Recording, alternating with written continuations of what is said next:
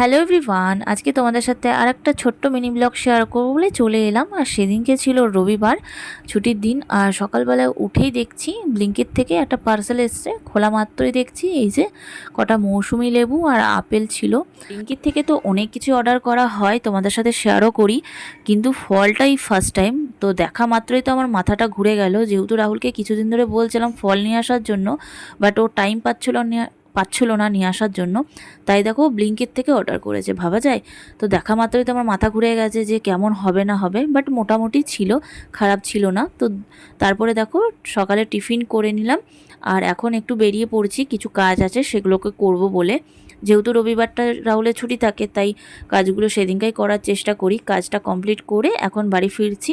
আর সেদিনকার ছিল প্রচুর গরম, তাই রাস্তায় একটু দাঁড়িয়ে এই যে 2 in 1 খাবো। এটা আমার বরাবরের ফেভারেট, মানে রাহুল আমাকে ফার্স্ট দিন খাইয়েছিল, এখনও খাই, ভালোই লাগে।